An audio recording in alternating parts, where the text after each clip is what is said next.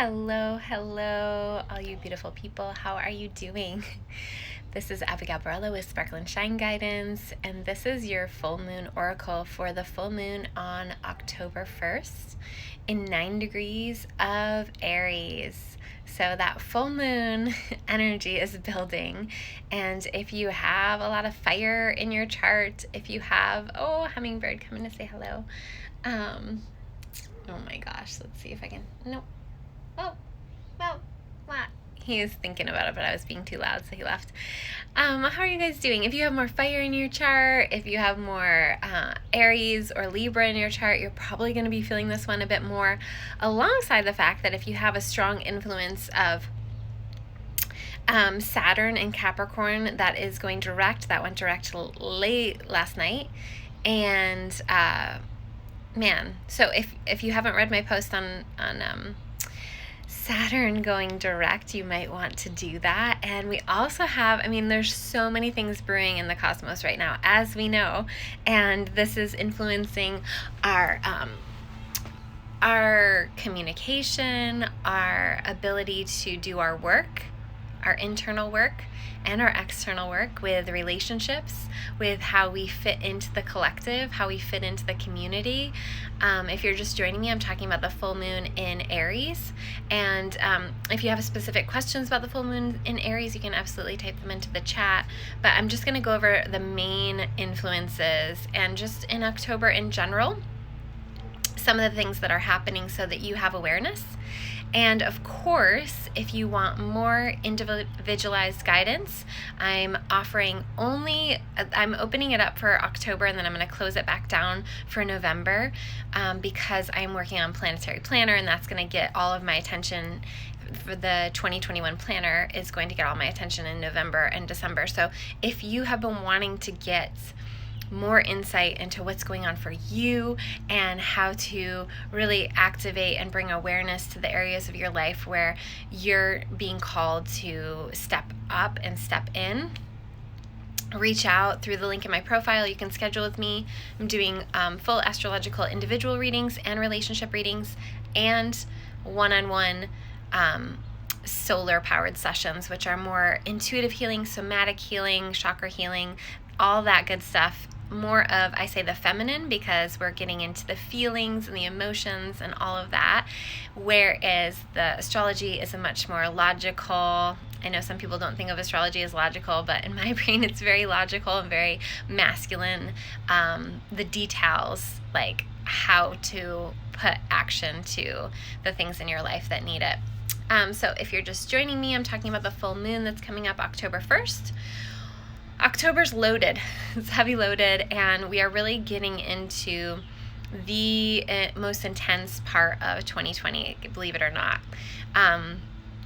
We will be in a 2-month window before the powerful solar eclipse on December 14th, and from there on out, things will lighten. Things will clear up a bit. The storm that's been brewing will clear up a bit, and we will have more flexibility and freedom, especially when we feel that shift of Saturn finally moving into Aquarius and Jupiter moving into Aquarius. Right now, though, we have both of those in Capricorn, which Capricorn is more of the workhorse, is more of the restrictor, and making us work really hard for what we want. So this is the time to do the work so that you can feel more freedom in your life come December. We have an online school thing coming up. Of course, I knew this was going to happen. So, hold on 1 minute. Mama, Yeah. I need you to help me with me. Okay, give me 5 minutes, okay? Okay, I'm doing a video. Do you want to say hi? No. Okay, here. No. Jeremy is on here, though, I think. It's okay. But Cupid thought it was just Jeremy, but no, we're doing live. So, okay, moving forward. Okay, let's gather that. So, the full moon on October 1st in 9 degrees of Aries in 9 degrees of Aries is creating quite a storm in the cosmos. And so just being aware of that, it can be helpful if you're feeling these energies building, if you're feeling the intensity right now. This is a really intense season. This is a really intense full moon. And it's important, especially if you have a lot of fire in your chart, but even if you don't, to have outlets for pent-up energy, have outlets for anger, have outlets for your big, maybe heavy emotions right now. This is the time to do the inner work. So as I said, you can feel free to book with me if you're feeling like you really want to dive in and get to it, get to the heart of it, and really move forward in your life.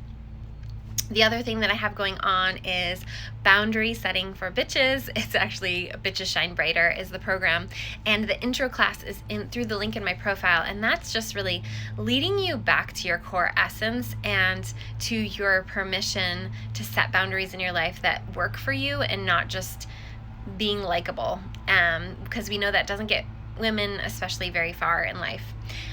So if you're interested in that, that starts October 16th at the new moon.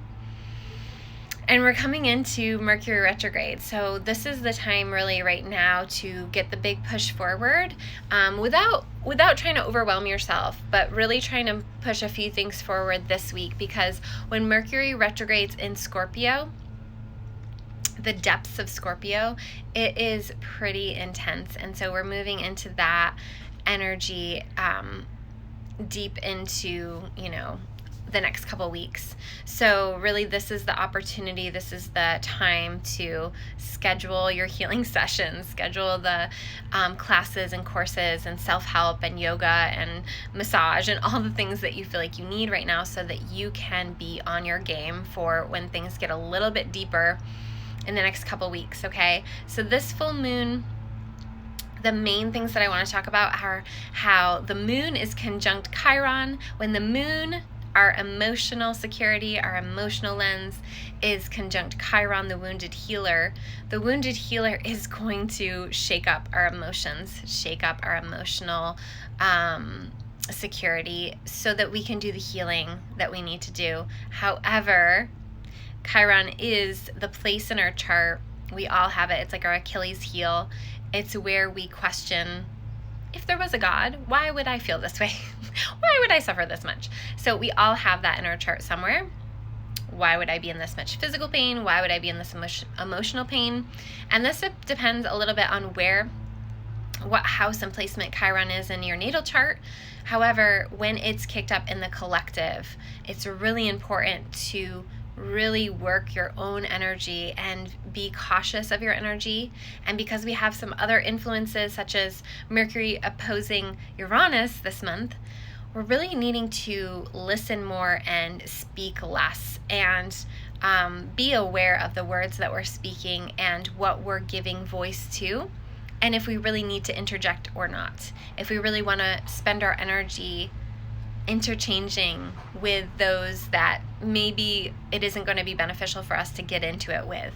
So really being aware of that, especially because Mercury is conjunct Juno. And if you've taken or been in my feminine leadership program, Juno is the goddess of commitment, of marriage, of really being committed. And when it's in Scorpio, it's committed to the ultimate truths no matter what it shakes up. It's committed to the depth of what is kept hidden in our own subconscious and our collective subconscious. And so at this time, it's really important to recommit to your own unearthing of your truth, own unearthing of your true voice and your true self. And maybe that doesn't include, again, like interjecting with a lot of people. Maybe it is a more introspective period. So this is the time. It's going to shake some things up this full moon, and we're going to see it in our collective.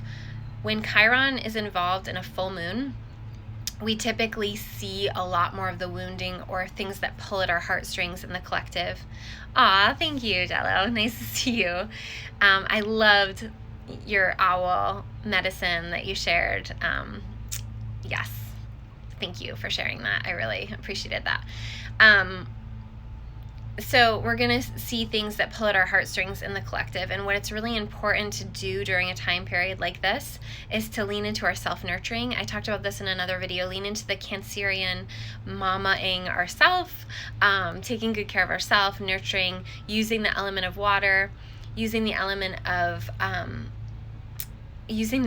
water and the emotional security lens of self-nurturing, and just really turning in at a time where we're being asked to turn out a lot, really turning in and being okay with that, because ultimately any healing that we're doing for ourselves and on our triggers, especially things that are triggering us out in society, any of that work that we're doing on the internal is actually healing it in the collective. And I know people have a hard time believing that, but it really is true. I see this all the time with my own self-work with my children. Like when I have gone and done like a weekend of healing dance, I come back and my kids are dancing more and they feel more freedom in their body.